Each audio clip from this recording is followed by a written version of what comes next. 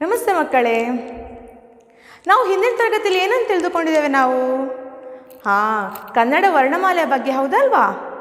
ಅದನ್ನೊಮ್ಮೆ ನಾವು ಪುನಃ ನೆನಪು ಮಾಡಿಕೊಳ್ಳೋಣ. ನಮ್ಮ ಕನ್ನಡ ವರ್ಣಮಾಲೆಯಲ್ಲಿ ಒಟ್ಟು 49 ಅಕ್ಷರಗಳಿವೆ. ನಮ್ಮ ಕನ್ನಡ ವರ್ಣಮಾಲೆಯನ್ನು ನಾವು 3 ಭಾಗಗಳಾಗಿ ವಿಂಗಡಿಸಿದ್ದೇವೆ. ಯಾವುದೆಲ್ಲ? ಒಂದನೇದು ಸ್ವರಗಳು, ವ್ಯಂಜನಗಳು ಮತ್ತು ಯೋಗವಾಹಗಳು. ಸ್ವರಗಳು ಯಾವುದೆಲ್ಲ? ಆದಿಂದ ಅಹ ವರೆಗಿನ ಅಕ್ಷರಗಳನ್ನು ಸ್ವರಗಳು ಅಂತ ನಾವು ಹೇಳ್ತೇವೆ. ವ್ಯಂಜನಗಳು, ಆ ವ್ಯಂಜನಗಳಲ್ಲಿ ಕೂಡ 2 ಭಾಗ ಮಾಡಿದ್ದೇವೆ. ಯಾವುದೆಲ್ಲ? ವರ್ಗೀಯ ವ್ಯಂಜನ ಮತ್ತು ಅವರ್ಗೀಯ ವ್ಯಂಜನ. ವರ್ಗೀಯ ವ್ಯಂಜನಗಳು ಯಾವುದೆಲ್ಲ? ಕಾದಿಂದ ಮಾವರೆಗಿನ ಅಕ್ಷರಗಳು. ಅವರ್ಗೀಯ ವ್ಯಂಜನಗಳು ಯಾದಿಂದ ಳವರೆಗಿನ ಅಕ್ಷರಗಳು. ಹಾಗಾದರೆ ಉಳಿದದ್ದು ಯಾವುದು? ಮೂರನೇದು ಯೋಗವಾಹಗಳು. ಯೋಗವಾಹಗಳು ಯಾವುದು? 2 ಇದೆ. ಯಾವುದೆಲ್ಲ? ಮತ್ತು ಅಹ. ಈ ಅನ್ನು ನಾವು ಅನುಸ್ವಾರ ಅಂತ ಕರಿತೇವೆ, ಅಹ ಅನ್ನು ವಿಸರ್ಗ ಅಂತ ಕರಿತೇವೆ. ಈಗ ನೆನಪಾಯ್ತಾ ನಿಮಗೆ? ಎಸ್. ನಾವು ಇವತ್ತಿನ ತರಗತಿಯಲ್ಲಿ ನಾವು ಗುಣಿತಾಕ್ಷರಗಳು ಮತ್ತು ಒತ್ತಕ್ಷರಗಳ ಬಗ್ಗೆ ತಿಳಿದುಕೊಳ್ಳೋಣ. ಮೊದಲಿಗೆ ನಾವು ಗುಣಿತಾಕ್ಷರಗಳು ಎಂದರೇನು ಎಂಬುದನ್ನು ತಿಳಿದುಕೊಳ್ಳೋಣ. ಗುಣಿತಾಕ್ಷರ ಅಂದರೆ ಒಂದು ವ್ಯಂಜನಕ್ಕೆ ಒಂದು ಸ್ವರ ಸೇರಿ ಉಂಟಾಗುವ ಅಕ್ಷರಗಳೇ ಗುಣಿತಾಕ್ಷರಗಳು ಅಂತ. ಯಾವುದು? ಒಂದು ವ್ಯಂಜನಕ್ಕೆ ಒಂದು ಸ್ವರ ಸೇರಿ ಉಂಟಾಗುವ ಅಕ್ಷರಗಳೇ ಗುಣಿತಾಕ್ಷರಗಳು. ಹಾಗಾದರೆ ಯಾವುದು ವ್ಯಂಜನ, ಯಾವುದು ಸ್ವರ, ಅದು ಹೇಗೆ ಗುಣಿತಾಕ್ಷರ ಆಗ್ತದೆ ಅಂತ ನಾವು ಸಂಕ್ಷಿಪ್ತವಾಗಿ ತಿಳಿದುಕೊಳ್ಳೋಣ. ನೋಡಿ, ನಾನು ಹೇಳಿದಲ್ಲ ಗುಣಿತಾಕ್ಷರಗಳಂದರೆ ಏನು ಅಂತ ಹೇಳಿದೆ. ಒಂದು ವ್ಯಂಜನಕ್ಕೆ ಒಂದು ಸ್ವರ ಸೇರಿ ಉಂಟಾಗುವ ಅಕ್ಷರಗಳೇ ಯಾವುದು? ಗುಣಿತಾಕ್ಷರಗಳು. ನೋಡಿ, ಇಲ್ಲಿ ವ್ಯಂಜನ, ಸ್ವರ, ಸ್ವರ ಚಿಹ್ನೆ, ಗುಣಿತಾಕ್ಷರ ಅಂತ ನಾನು ಬರ್ದಿದ್ದೇನೆ. ಇಲ್ಲಿ ಇದನ್ನು ನಾವು ಕ ಅಂತ ಹೇಳೋದಲ್ಲ ಮಕ್ಕಳು, ನಾವು ಏನಂತ ಹೇಳ್ತೇವೆ? ಕ ಅಂತ ಹೇಳ್ತೇವೆ. ಇದಕ್ಕೆ ನಾವು ಮೂಲ ವ್ಯಂಜನ ಅಂತ ಹೇಳ್ತೇವೆ. ಮೂಲ ವ್ಯಂಜನ ಕ ಕೂಡಿಸು ಸ್ವರ ಯಾವುದು ಹೇಳಿದೆ? ಆ. ಇದು ಇಲ್ಲಿ ನಾನು ಬರ್ದೇನೆ ಸ್ವರ ಚಿಹ್ನೆ ಅಂತ ನಾನು ಬರ್ದೇನೆ.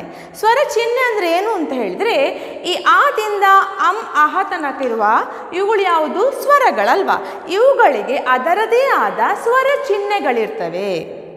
ಇವುಗಳು ನಾವು ಸ್ವರ ಚಿಹ್ನೆ ಅಂತ ಹೇಳ್ತೇವೆ. ಯಾವುದೆಲ್ಲ ಸ್ವರ ಚಿಹ್ನೆಗಳು? ನೋಡಿ, ಈ ರೀತಿ ಚಿಹ್ನೆಗಳು. ಇದನ್ನು ನೀವು ಎಲ್ಲಿ ಓದಿದ್ರೆ ನೆನಪುಂಟ ನಿಮಗೆ? ಎಲ್ಲಿ ಅಂತ? ತಲೆಕಟ್ಟು, ಇಳಿ, ಗುಡಿಸು, ಗುಡಿಸಿನ ದೀರ್ಘ, ಕೊಂಬು, ಕೊಂಬಿನೆಳಿ, ವಟ್ರಸುಳಿ, ಎತ್ವ, ಏತ್ವ, ಐತ್ವ, ಒತ್ವ, ಓತ್ವ, ಔತ್ವ, ಅನುಸ್ವರ, ವಿಸರ್ಗ. ಎಲ್ಲಿ ನೆನಪಾಯ್ತಾ ನಿಮಗೆ? ಎಲ್ಲಿ ಅಂತ? ನಾವು 1ನೇ ತರಗತಿ ನನಗೆ ಹೇಳಿಕೊಟ್ಟಿದ್ದಾರಲ್ವಾ, ಅದೇ ಸ್ವರ ಚಿಹ್ನೆಗಳು ಮಕ್ಕಳೇ. ಇಲ್ಲಿ ನೋಡಿ, ಮೂಲ ವ್ಯಂಜನ ಕ ಕೂಡಿಸು ಆ ಯಾವುದು ಸ್ವರ ಚಿಹ್ನೆ? ತಲೆಕಟ್ಟು ಸೇರಿಸಿದಾಗ ಯಾವ ಗುಣಿತಾಕ್ಷರ ಬರ್ತದೆ? ಕ. ವ್ಯಂಜನ ಕ ಕೂಡಿಸು ಆ ಸ್ವರ ಚಿಹ್ನೆ ಇಳಿ ಸೇರಿಸುವಾಗ ಏನಾಯ್ತು? ಯಾವ ಗುಣಿತಾಕ್ಷರ ಬರ್ತದೆ? ಕ. ಅದೇ ಇದೆ. ಕ ಕೂಡಿಸು ಈ ಕಿ. ಕ ಕೂಡಿಸು ಈ ಕಿ. ಕ ಕೂಡಿಸು ಉ ಕು. ಕ ಕೂಡಿಸು ಉ ಕು.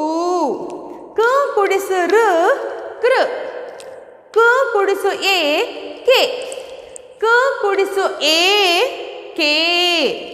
ಕ ಕೂಡಿಸು ಐ ಕೈ. ಕ ಕೂಡಿಸು ಓ ಕೋ. ಕ ಕೂಡಿಸು ಓ ಕೋ. ಕ ಕೂಡಿಸು ಔ ಕೌ. ಕ ಕೂಡಿಸು ಕಂ. ಕ ಕೂಡಿಸು ಅಹ ಕಹ. ಇನ್ನೊಂದು ಮೂಲ ವ್ಯಂಜನ ಬೇರೆ ಒಂದು ಹಾಕುವ. ಯಾವುದು ಹಾಕುವ? ಗ ಹಾಕುವ. ಗ ಮೂಲ ವ್ಯಂಜನ ಹಾಕ್ತೇನೆ. ಅದು ಯಾವ ರೀತಿ ಗುಣಿತಾಕ್ಷರ ಆಗ್ತಾ ಅಂತ ನೋಡುವ. ಗ ಕೂಡಿಸು ಆ ಗ. ಅದೇ ರೀತಿ ಗ ಕೂಡಿಸು ಆ ಗ. ಗ ಕೂಡಿಸು ಈ ಗಿ. ಗ ಕೂಡಿಸು ಈ ಗಿ. ಅದೇ ರೀತಿ ಎಲ್ಲ ಬರ್ಕೊಂಡು ಹೋಗ್ತಾ ಇದ್ದೇನೆ.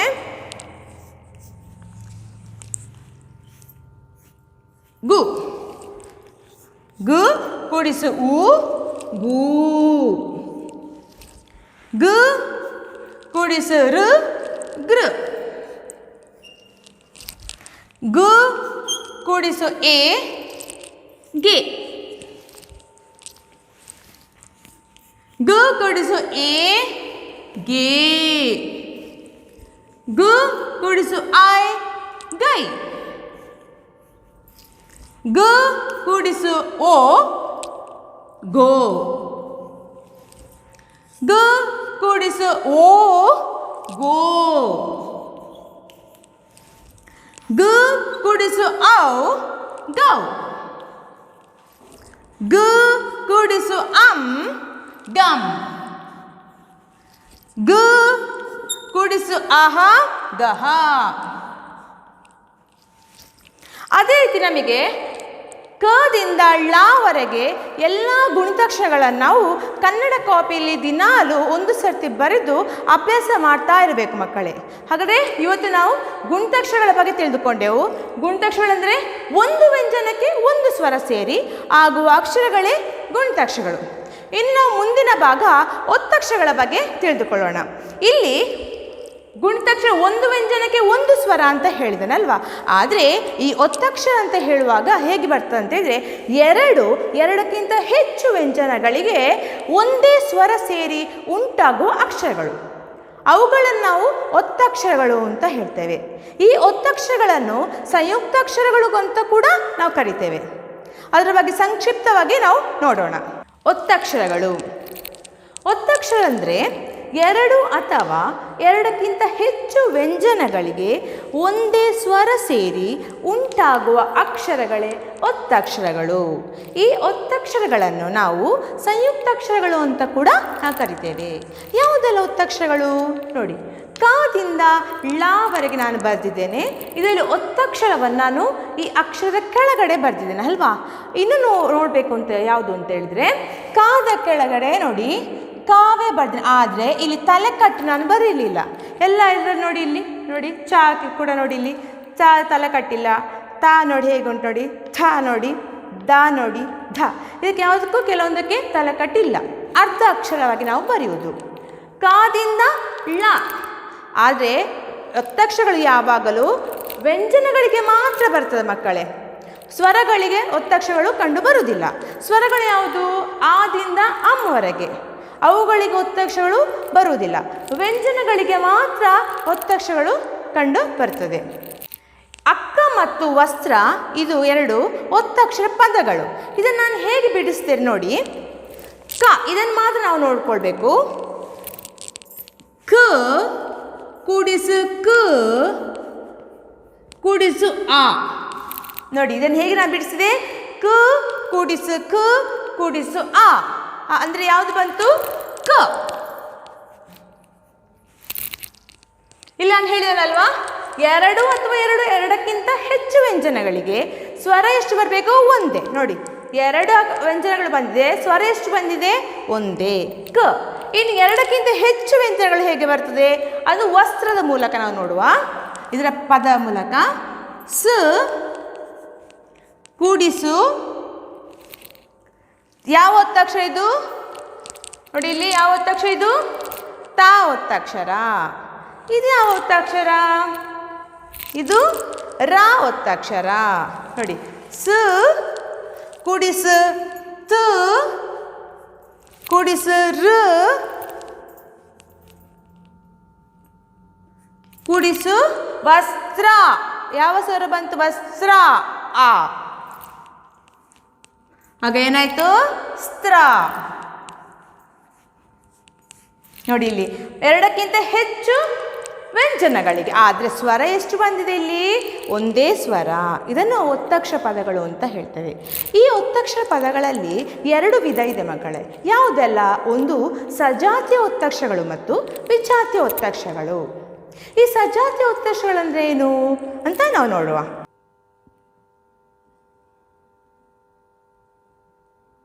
ಈ ಒತ್ತಕ್ಷರಗಳಲ್ಲಿ ಎಷ್ಟು ವಿಧಗಳಿವೆ ಅಂತ ಹೇಳಿದೆ ನಾನು? ಈ ಒತ್ತಕ್ಷರಗಳಲ್ಲಿ 2 ವಿಧಗಳಿವೆ. ಯಾವುದೆಲ್ಲ? ಸಜಾತಿಯ ಒತ್ತಕ್ಷರಗಳು ಮತ್ತು ವಿಜಾತಿಯ ಒತ್ತಕ್ಷರಗಳು. ಸಜಾತಿಯ ಒತ್ತಕ್ಷರಗಳಂದರೆ ಏನು? ಸಜಾತಿ ಹೆಸರಲ್ಲಿರುವ ಹಾಗೆ ಒಂದೇ ಜಾತಿಯ ಒತ್ತಕ್ಷರಗಳು. ಬರಿತೇನೆ, ಒಂದೇ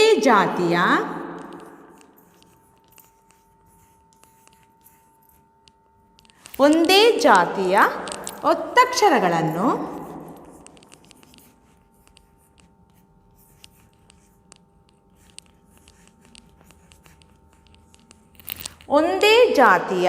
ಒತ್ತಕ್ಷರಗಳನ್ನು ನಾವು ಸಜಾತಿಯ ಒತ್ತಕ್ಷರಗಳು ಅಂತ ಹೇಳ್ತೇವೆ.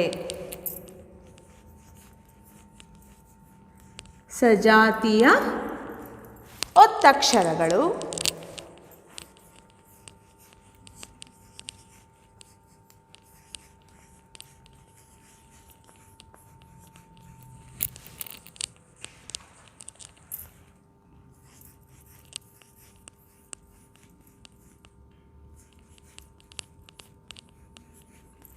ಹಾಗೆ ಸಜಾತಿಯ ಒತ್ತಕ್ಷರ ಅಂದರೆ ಏನು? ಒಂದೇ ಜಾತಿಯ ಒತ್ತಕ್ಷರಗಳನ್ನು ಸಜಾತಿಯ ಒತ್ತಕ್ಷರಗಳೆಂದು ಕರಿತೇವೆ. ಅದಕ್ಕೆ ಉದಾಹರಣೆ ಯಾವುದು? ನಾವು ದೂರಕ್ಕೆ ಹೋಗುವುದು ಬೇಡ, ನಮ್ಮ ಸಂಬಂಧಗಳಲ್ಲೇ ಹೇಳುವ. ಯಾವುದೆಲ್ಲ? ಅಪ್ಪ, ಅಮ್ಮ, ಅಜ್ಜ, ಅಕ್ಕ, ಅಣ್ಣ. ಉದಾಹರಣೆ ಯಾವುದಕ್ಕೆ ಉದಾಹರಣೆ? ಸಜಾತಿಯ ಒತ್ತಕ್ಷರಗಳಿಗೆ. ಅಪ್ಪ, ಅಮ್ಮ, ಅಣ್ಣ, ಅಕ್ಕ ಮತ್ತು ಅಜ್ಜ. ನೋಡಿ ಇಲ್ಲಿ ಅಪ್ಪ, ಅಮ್ಮ, ಅಣ್ಣ, ಅಕ್ಕ, ಅಜ್ಜದಲ್ಲಿ ಎಲ್ಲ ಒತ್ತಕ್ಷರ ಪದಗಳಲ್ವಾ? ಅಲ್ಲಿ ಒತ್ತಕ್ಷರಗಳು ನೋಡಿ, ಇಲ್ಲಿ ನೀವು ಒಂದೇ ಜಾತಿ. ಪಾಕ್ಕೆ ಯಾವ ಒತ್ತಕ್ಷರ ಬಂದಿದೆ? ಪಾ ಒತ್ತಕ್ಷರವೇ ಬಂದಿದೆ, ಬೇರೆ ಯಾವ ಜಾತಿ ಒತ್ತಕ್ಷರ ಬರಲಿಲ್ಲ. ಮಾಕ್ಕೆ ಮಾ ಒತ್ತಕ್ಷರವೇ ಬಂದಿದೆ. ನಾಕ್ಕೆ ನಾ ಒತ್ತಕ್ಷರವೇ ಬಂದಿದೆ. ಕಾಕ್ಕೆ ಕಾ ಒತ್ತಕ್ಷರವೇ ಬಂದಿದೆ. ಜಾಕ್ಕೆ ಜ ಒತ್ತಕ್ಷರವೇ ಬಂದಿದೆ. ಹಾಗಾದರೆ ನಿಮಗೆ ಗೊತ್ತಾಯ್ತಲ್ಲ ಯಾವುದು ಅಂತ? ಸಜಾತಿ ಅಂದರೆ ಒಂದೇ ಜಾತಿಯ ಒತ್ತಕ್ಷರಗಳು. ಇಲ್ಲಿ ನೋಡಿ, ಅಪ್ಪ, ಅಮ್ಮ, ಅಣ್ಣ, ಅಕ್ಕ, ಅಜ್ಜ. ಅದೇ ಇನ್ನೊಂದು ಎರಡನೇ ವಿಧ ಯಾವುದು? ವಿಜಾತಿಯ ಒತ್ತಕ್ಷರಗಳು. ವಿಜಾತಿಯ ಒತ್ತಕ್ಷರ ಅಂತ ಹೇಳಿದ್ರೆ ಇಲ್ಲಿ ಒಂದೇ ಜಾತಿಯ ಒತ್ತಕ್ಷರಗಳಲ್ವಾ, ಆದರೆ ಇಲ್ಲಿ ಬೇರೆ ಬೇರೆ ಜಾತಿಯ ಒತ್ತಕ್ಷರಗಳು. ಬೇರೆ ಬೇರೆ ಜಾತಿಯ ಒತ್ತಕ್ಷರಗಳನ್ನು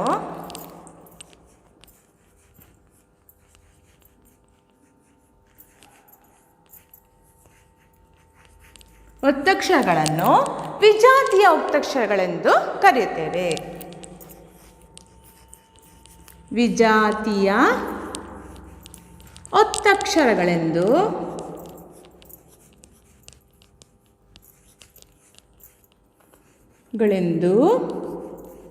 ಕರೆಯುತ್ತೇವೆ.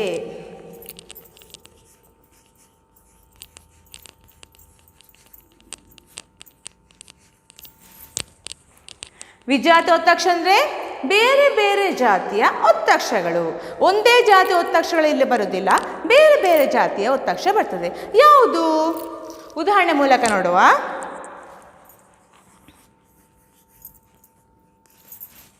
ಖಡ್ಗ,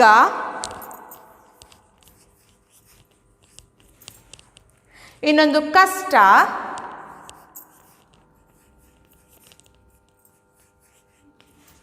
ಸಮುದ್ರ,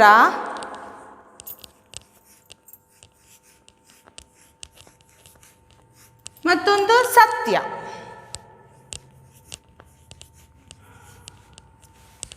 ನೋಡಿಲಿ, ಖಡ್ಗ, ಕಷ್ಟ, ಸಮುದ್ರ, ಸತ್ಯ. ಇಲ್ಲಿ ಏನು ನೋಡ್ತೀವಿ ನಾವು? ಇಲ್ಲಿ ನೋಡಿ ಒತ್ತಕ್ಷರಗಳು ನೋಡಿ, ಇಲ್ಲಿ ಒಂದೇ ಜಾತಿ ಉಂಟಾ? ಇಲ್ಲಿ ಡಾಕ್ಕೆ ಡಾವೇ ಒತ್ತಕ್ಷರ ಉಂಟಾ?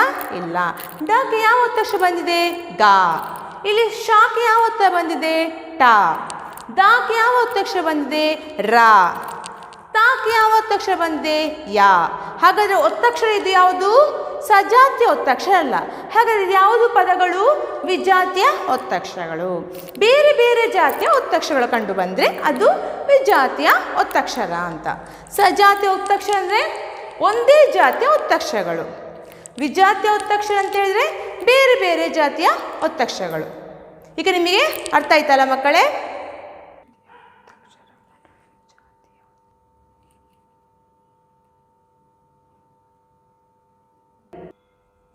ಇವತ್ತಿನ ಚಟುವಟಿಕೆ, ಈ ಕೆಳಗಿನ ಪದಗಳಲ್ಲಿ ಸಜಾತಿಯ ಮತ್ತು ವಿಜಾತಿಯ ಒತ್ತಕ್ಷರ ಪದಗಳನ್ನು ಗುರುತಿಸಿ ಬರೆಯಿರಿ. ಯಾವುದೆಲ್ಲ? ಆಸ್ತಿ, ಕಲ್ಲು, ಪುಸ್ತಕ, ಹಗ್ಗ, ನಷ್ಟ ಮತ್ತು ಕನ್ನಡ. ಇದರಲ್ಲಿ ಯಾವುದು ಸಜಾತಿ, ಯಾವುದು ವಿಜಾತಿ ಅಂತ ನೀವು ಗುಂಪುಗಳಾಗಿ ಮಾಡಬೇಕು. ಇನ್ನೊಂದು, ಕನ್ನಡ ದಿನಪತ್ರಿಕೆಯಲ್ಲಿ ಬರುವ ಒತ್ತಕ್ಷರ ಪದಗಳನ್ನು ಪಟ್ಟಿ ಮಾಡಿ ಬರೆಯಿರಿ.